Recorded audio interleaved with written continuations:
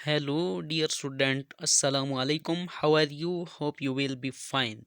Today, I am going to teach you about UNO. तो dear students, आज हम UNO के बारे में एक टॉपिक लेके आए हैं। तो हम आज पढ़ेंगे यूएनओ। तो what is the full form of UNO? आप जानते हैं, यूनाइटेड नेशन ऑर्गेनाइजेशंस। तो organizations of the UNO came into existence in 1945। 1945 में ये एक्सटेंस में आया। कौन सा?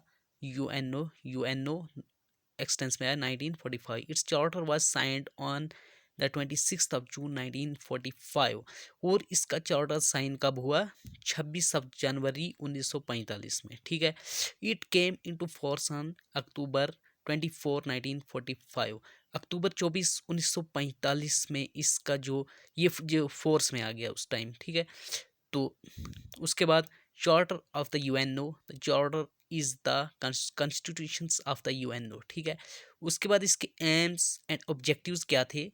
इसके एम्स एंड ऑब्जेक्टिव थे कि to maintain peace and security in the world. क्या किया जाए? पूरी दुनिया में अमन लाया जाए। To develop friendly relations among nations, यानी कि एक दूसरी कंट्रीज जो हैं उनका रिलेशंस जो है आपस में वो फ्रेंडली हो। ठीक है। उसके बाद to work together to remove poverty, disease, illiteracy in the world and to encourage respect for each other side rights and freedoms.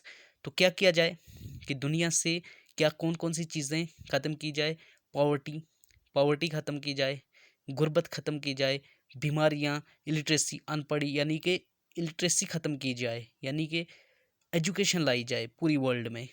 तो यही इसके क्या थे? एम्स थे। और to be a centre for helping nations achieve these goals.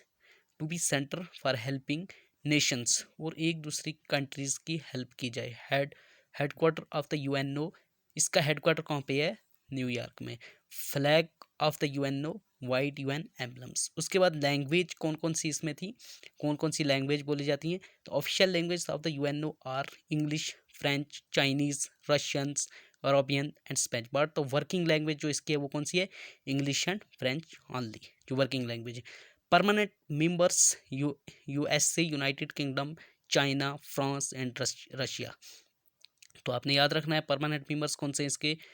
इसके permanent members हैं USA, UK, China, France and Russia. उसके बाद इसकी मेन ऑर्गन्स कौन कौन से हैं? जनरल असेंबली है, सिक्योरिटी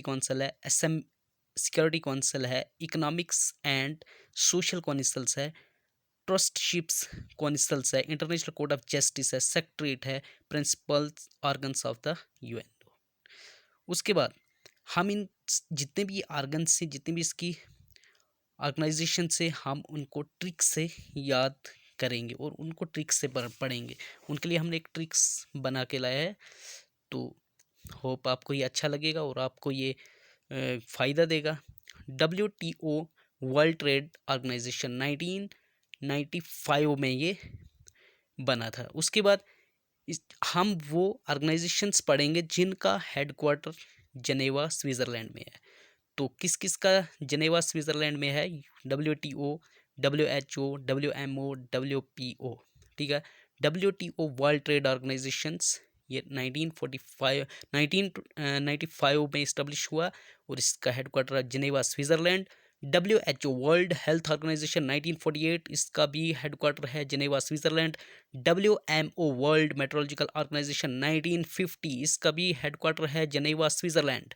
उसके बाद WMO वर्ल्ड मेट्रोलॉजिकल ऑर्गेनाइजेशन 1950, इसका भी हेडक्वार्टर जनेवा स्विट्ज़रलैंड।